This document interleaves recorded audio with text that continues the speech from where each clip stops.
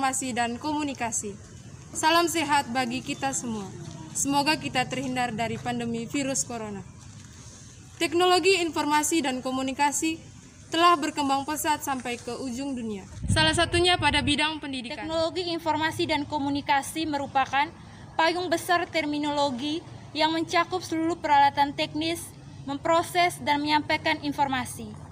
Teknologi informasi dan komunikasi terdiri dari dua aspek, yaitu teknologi informasi dan teknologi komunikasi. Teknologi informasi meliputi segala hal yang berkaitan dengan proses, penggunaan sebagai alat bantu, manipulasi, dan pengelolaan informasi.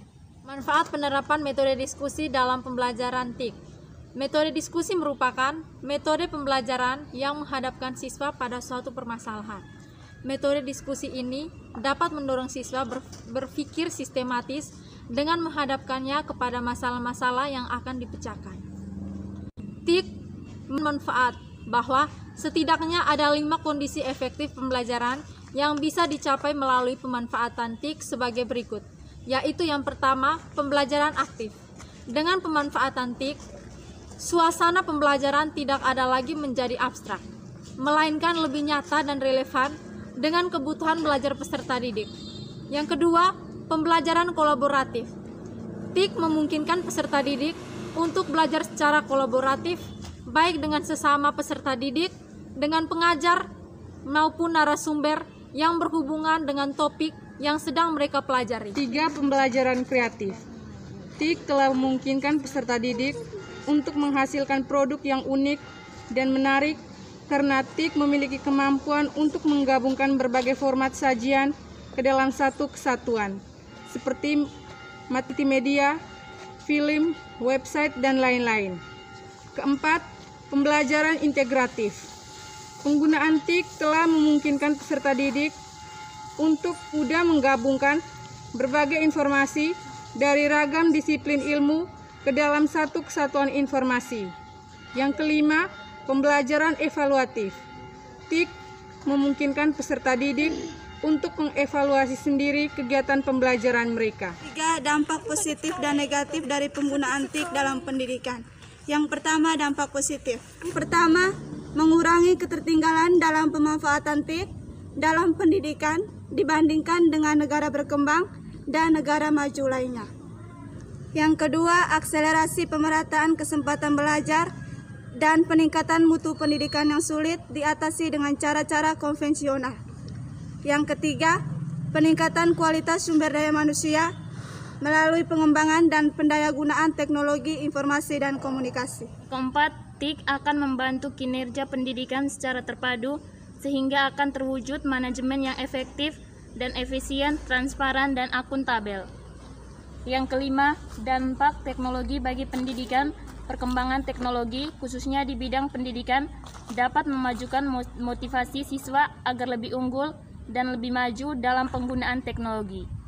Motivasi dalam pendidikan juga dapat mempengaruhi penggunaan teknologi dalam proses pembelajaran yang dilangsungkan. Motivasi berguna untuk menyemangatkan siswa yang menyerah dan putus asa dalam kemajuan teknologi yang terjadi. Dampak negatif. Yang pertama, pada e-learning. E-learning dapat menyebabkan pengalihfungsian guru yang mengakibatkan guru jadi tersingkirkan, menyebabkan terciptanya individu yang bersifat individual karena sistem pembelajaran dapat dilakukan dengan hanya seorang diri dan memungkinkan etika dan disiplin peserta didik susah atau sulit untuk diawasi dan dibina sehingga lambat laun kualitas etika dan manusia, khususnya para peserta didik, akan menurun drastis. Yang kedua, karena seringnya mengakses internet, dikhawatirkan pelajar bukannya benar-benar memanfaatkan TIK dengan optimal, malah mengakses hal-hal yang tidak baik, seperti pornografi yang sangat mudah diakses yang berefek buruk bagi anak-anak di bawah umur ataupun bagi yang sudah dewasa sekalipun. Jadi, kesimpulan dari materi ini yaitu teknologi informasi dan komunikasi merupakan sebuah bentuk teknologi yang terlibat dalam pengumpulan, memanipulasi, komunikasi, presentasi, dan menggunakan data atau data yang ditransformasi menjadi informasi. Di sini juga ada beberapa dampak positif yang diperoleh dengan adanya ICT dalam dunia pendidikan, antara lain. Yang pertama, memberikan kemudahan terhadap dunia pendidikan dalam pencapaian tujuan pendidikan nasional Indonesia secara umum. Yang kedua, meningkatkan mutu pendidikan karena dengan ICT dapat dengan mudah menerima informasi baik dari dalam maupun dari luar negeri. Yang ketiga, peningkatan kualitas sumber daya manusia Indonesia yang merupakan produk dari dunia pendidikan. Sekian dan terima kasih, saya kembalikan ke moderator. Sekian hasil pemaparan dari kelompok kami. Semoga materi yang kami sampaikan dapat diterima dan berguna bagi kita semua. Sekian dan terima kasih.